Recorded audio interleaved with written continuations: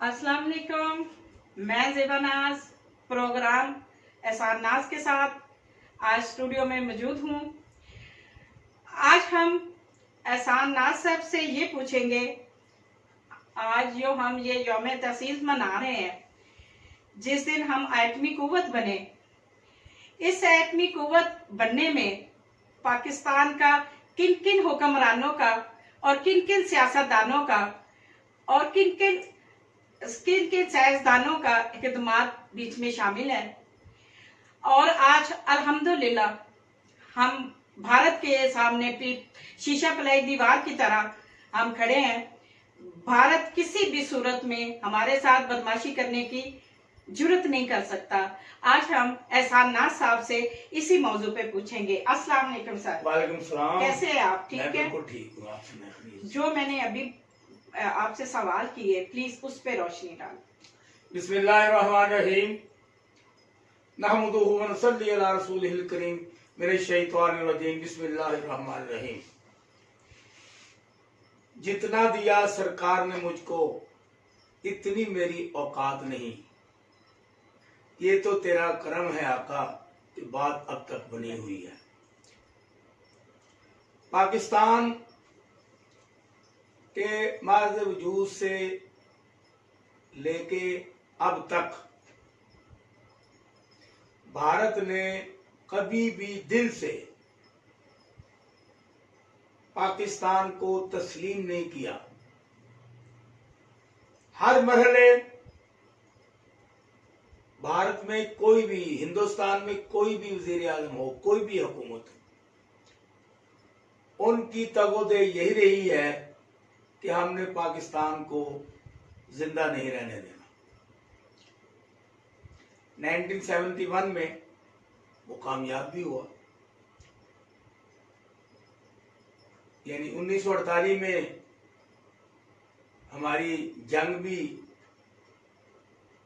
मकबूजा कश्मीर में हुई, जिसमें उसे शिकस्त फाश का सामना करना पड़ा और वो खुद भागकर मसला कश्मीर को लेकर यूएनओ में गया था और आज तक वही करारदाद वहां पड़ी हुई है और अक़वाम आलम ने इस तरफ ध्यान नहीं दिया जी।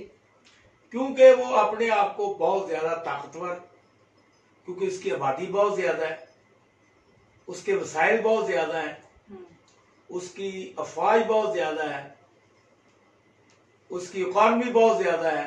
इस पर वो मान करते हुए हमेशा पाकिस्तान को दबोचने की कोशिश करता था। पाकिस्तानी हुक्मरानों ने जब हिंदुस्तान की इस बदमाशी को भांपा तो उन्होंने जरूरत महसूस की कि अगर पाकिस्तान को एटमी ताकत बना दिया जाए तो हम फिर हिंदुस्तान के दांत खट्टे कर सकते हैं और उसकी आंखों में आंखें डाल के, उसके हाथों में हाथ डाल के हम उसका मुकाबला कर सकते हैं। इस सिलसिले में सबसे पहले, यानी जब ये 1965 की वार इंडिया और पाकिस्तान की हुई है, जी जी, उस वक्त अयूब खान मुल्क के सदर थे जी। तो उनके दिल में ये बात आई कि अगर हम एटमी कुव्वत बन जाएं तो मुमकिन है कि भारत से हमारी जान छूट जाए। जी। उस वक्त जब उन्होंने तखमीना लगवाया कि एटमी कुव्वत बनने के लिए कितने पैसे दरकार होंगे, तो उस वक्त 150 अरब रुपया इसकी लागत आने के बारे में तखमीना दिया गया, जिस पर उन्होंने कहा नहीं ये बहुत पैसे हैं और उन्होंने इसको बहुत ज्यादा कर दिया। खुदा की करनी हुई, 1965 की जंग जो थी अल्लाह ताला की मेहरबानी से हम जीत गए और हिंदुस्तान को मुंह की खानी पड़ी।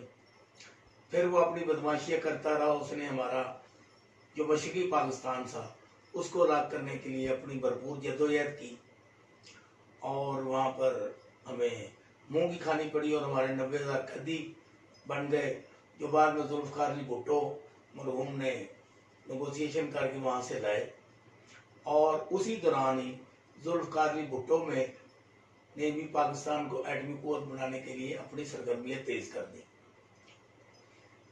ये जो हमारे साइंसदान और जिन्होंने पाकिस्तान को एटमी कुव्वत बनाया। और इस वक्त हम अगर नींद आराम की सोते हैं, ख्वाब खरगोश की तरह सोते हैं, वो डॉक्टर अब्दुल कदीर खान वह ज़ात है कि जिन्होंने जुल्फ़िकार अली भुट्टो को खत लिखा कि मैं पाकिस्तान के लिए कुछ करना चाहता हूँ। वो हॉलैंड में थे या किसी और मुल्क में थे, और मैं मुल्क की तकदीर बदलने के लिए पाकिस्तान के दफा के लिए काम करना चाहता हूँ। जुल्फ़िकार अली भुट्टो जी को पहले सोच रहे थे, उन्हें वेलकम किया। फिर वो एटमी कुव्वत के लिए जो सामान थे वो किसी तरीके से लेके आए। उसमें ये पाकिस्तान के बहुत मशहूर ये प्रॉपर्टी का काम करने वाले और मुख्तलिफ जगहों पे उन्होंने काम किया है, उनका नाम आता है कि वो उनको चुपके से लेके आए एटमी साइंसदान को, और पाकिस्तान में इस तरह एटमी सिलसिला शुरू हुआ। ये तारीख है कि किसमें किसने क्या किरदार अदा किया। अच्छा, उसके बाद जुल्फ़िकार अली भुट्टो के होते हुए ये सिलसिला शुरू हो गया, और उस दरमियान जुल्फ़िकार अली भुट्टो की हुकूमत का खात्मा कर दिया गया। ज़िया-उल हक ने भी इस काम को जारी रखा।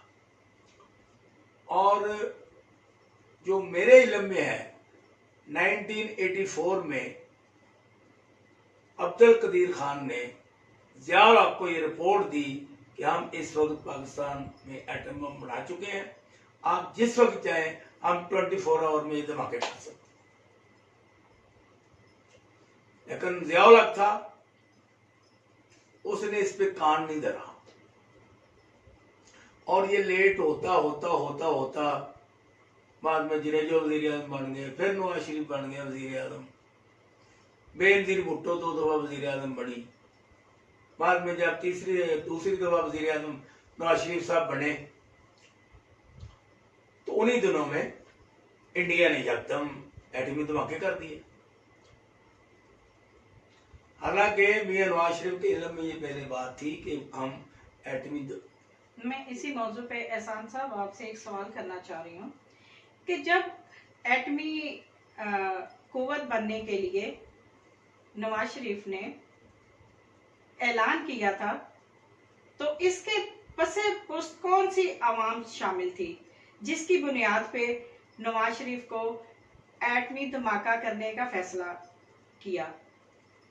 मतलब ये है कि उस वक्त जब नवाज शरीफ को ज़ाती तौर पर एटमी कुव्वत बनने के हक में नहीं थे जी, और वो ये ऐलान नहीं करना चाहते थे जी, क्योंकि उनके भारत के साथ बहुत अच्छे मरासम थे, उनका कारोबार है वहाँ पर, उनका पढ़ाना जाना है, उनकी मोहब्बतें भी हैं, उनकी आपस में साड़ियाँ भी बिठाते हैं एक दूसरे को, यानी दिवाली के त्यौहार पे भी वो तोहफे तोहफे भेजते हैं। और मियां नवाज शरीफ साहब की जो साहबजादी है मरियम नवाज, उसकी बेटी की शादी पे बगैर किसी बताए, बगैर किसी मामले के, बगैर वीज़े हासिल किए हुए वो बारात में शामिल हुए थे ये मोदी साहब। ये इनकी आपस में बहुत बड़ी गहरी अंडरस्टैंडिंग है ना इंडिया के साथ, इंडिया में उनके कारोबार, इसलिए वो नहीं चाहते थे। हालांकि होना ये चाहिए था कि जिस दिन इंडिया धमाका करता उसके घंटे बाद हम धमाका करते, लेकिन ऐसे नहीं हुआ। तो बाद में क्लिंटन थे अमेरिका के सदर, उन्होंने कॉल की कि नवाज शरीफ साहब आपने बिल्कुल धमाके नहीं करने, हम आपको इतने पैसे दे देंगे। लेकिन फौजी सरबराहान जो उस वक्त मौजूद थे और डॉक्टर कदीर खान जो जिन्होंने एटम बम बनाया था, उनका एक प्रेशर था, उनका दबाव था, और उन्होंने बार बार जब ये कहा इंडियन धमाके के हमें करने चाहिए, तो मियां नवाज शरीफ को बिला शिरकत गैरे यानी बड़ी शर्मनाक हालत में और परेशान हालत में ये धमाके करने पड़े, और वो धमाके हो गए। अब इसकी भी एक दास्तान है। ये चावी बलूचिस्तान में एक इलाका है जहाँ पर ये धमाके किए गए, और वहां पर जितने लोगों को ये जमीन हासिल की गई उनको उनकी जमीनों के अभी तक पैसे नहीं दिए गए। अच्छा, वो बेचारे मारे मारे फिर रहे हैं। हम एटमी कुव्वत बन गए और वो हालों के हाल हो गए, वो दर बदर फिर रहे हैं।